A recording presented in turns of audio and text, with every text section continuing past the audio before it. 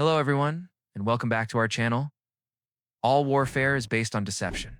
The supreme art of war is to subdue the enemy without fighting. These powerful words come from one of the most influential books ever written. It's Asterisk, The Art of War Asterisk, and its author, a man whose life is shrouded in as much mystery as the strategies he penned, Sun Tzu.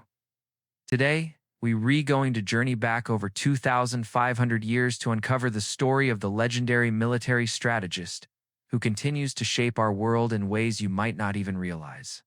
Who was the real Sun Tzu? And how did his wisdom transcend the battlefields of ancient China to influence modern-day boardrooms, political campaigns, and even our personal lives? Let's find out. Sun Tzu, or Sun Wu, as he was originally named, was born around 544 BC during the tumultuous spring and autumn period in China. He hailed from the state of Qi, an area known for producing brilliant minds. From a young age, Sun Wu stood out. He wasn't just smart. He possessed a profound ability for logical thinking and strategic analysis that was far beyond his years. While others saw chaos in the constant warfare between states, he saw patterns, principles, and a science to it all. It was this unique perspective that would lead him to leave his home state and seek an opportunity to put his theories into practice. His journey led him to the ambitious state of Wu, ruled by King Helü. Sun Tzu didn't arrive empty-handed. He brought with him a revolutionary manuscript, a distillation of his strategic genius into 13 concise chapters. This was the original version of Asterisk, The Art of War Asterisk. When King Helü read it, he was astounded. The text was unlike any military manual he had ever seen. It wasn't just about formations and brute force. It was a deep dive into the psychology of conflict, the importance of planning, and the art of winning before the first sword was even drawn. The king was deeply impressed, but reading about strategy and commanding an army are two very different things. He needed to know if this brilliant writer could actually lead. So, he decided to put Sun Tzu to the ultimate test. King Helü, wanting to see if Sun Tzu's principles worked in practice, devised a rather unusual challenge. He asked Sun Tzu to train his 180 palace concubines, women with no military experience whatsoever, into a disciplined fighting unit. Sun Tzu accepted. He divided the women into two companies, appointing the kings to favorite concubines as their commanders. He then clearly explained the basic drills, turning left, right, and about face. When he gave the first command, the women just giggled and chaos ensued. Sun Tzu remained calm. He patiently repeated, "If the commands are not clear, it is the general's fault." He explained the drills once more with utmost clarity. He gave the command again. And again, the women just laughed, finding the whole situation absurd. This time, Sun Tzu's demeanor changed. He declared, "If the commands are clear but are not obeyed, it is the fault of the officers." In a move that shocked everyone, especially the king who was watching from a pavilion, Sun Tzu ordered the execution of the two commanders, the king's favorite concubines. The king, horrified, pleaded with him to spare them. But Sun Tzu stood firm, replying, "I have already been appointed as the general. And when a general is in command of his troops, there are some orders from the sovereign he is not required to accept." After the execution, new commanders were appointed. When Sun Tzu gave the next command, the remaining women executed the drills with perfect precision and silence. Through this ruthless but effective demonstration, Sun Tzu proved his point. Discipline and the absolute authority of a commander are paramount. King Helü, though saddened, now understood he was dealing with a true master of command and promptly appointed Sun Tzu as a general of the Wu army. With Sun Tzu as a general, the state of Wu's military prowess grew exponentially. He led the Wu forces in a series of brilliant campaigns, most notably against the powerful state of Shu. Applying the principles from his book, he consistently defeated larger, more formidable armies. He used deception, exploited his enemies' weaknesses, and moved his troops with incredible speed and efficiency. His strategies were instrumental in Wu's expansion, turning it from a minor state into one of the dominant powers of the era. His victories weren't just about winning battles.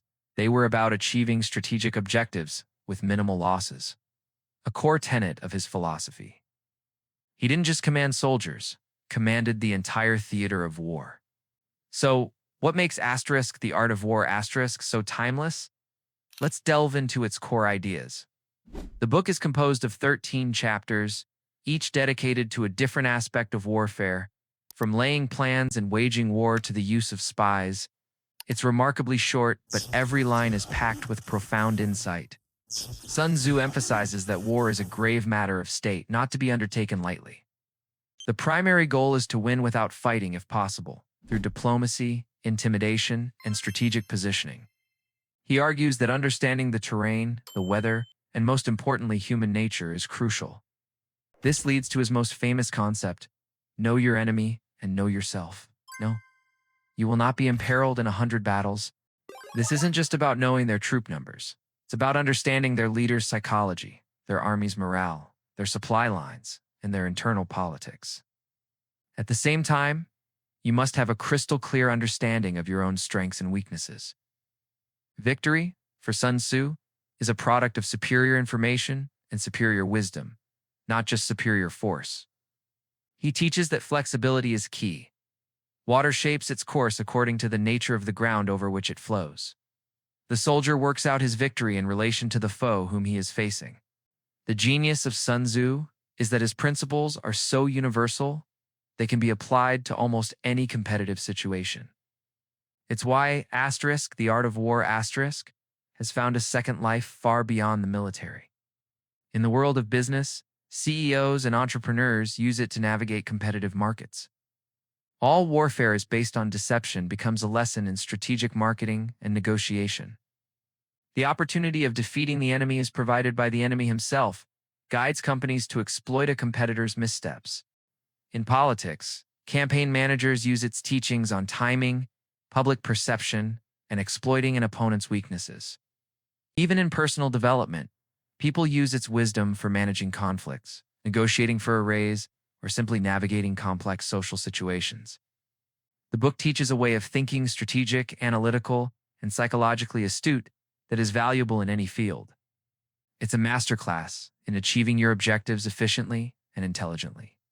After a career filled with stunning military achievements and securing the dominance of the state of Wu, Sun Tzu did something remarkable. At the height of his power and influence, he simply vanished from the public eye. Instead of clinging to power, which often led to a grim end for many figures in that era, he chose to retire. He lived out the rest of his days in seclusion, his exact activities and place of death lost to history. With his passing estimated to be around 496 BC, he had proven his theories, served his state, and saw no further need for the world of politics and war. This final act, in a way, embodies his philosophy: to know when to advance, but also when to withdraw. Though the man disappeared, his legacy became immortal. Asterisk, the Art of War Asterisk has been studied by countless military leaders throughout history, from the warlords of Japan to Napoleon Bonaparte, and to modern-day generals at West Point and other top military academies. Sun Tzu's work is considered essential reading, the very Bible of military strategy. His influence can be seen in the tactics of some of the greatest commanders who ever lived. He taught the world that the mind is the most powerful weapon, and that true victory is achieved not on the battlefield drenched in blood, but in the planning tent through wisdom, foresight, and a deep understanding of the human condition. Sun Tzu's story reminds us that the most powerful ideas are timeless, is capable of guiding us through the conflicts of our own lives, big and small. Thank you so much for joining us on this journey into the life and mind of Sun Tzu. If you found this exploration of history and strategy fascinating, please give this video a thumbs up and subscribe to our channel for more deep dives into the figures and ideas that shaped our world. Don't forget to hit that notification bell so you won't miss our next video. We do love to hear your thoughts in the comments below. What's your favorite piece of wisdom from Asterisk, the Art of War Asterisk? Thanks for watching, and we'll see you next time.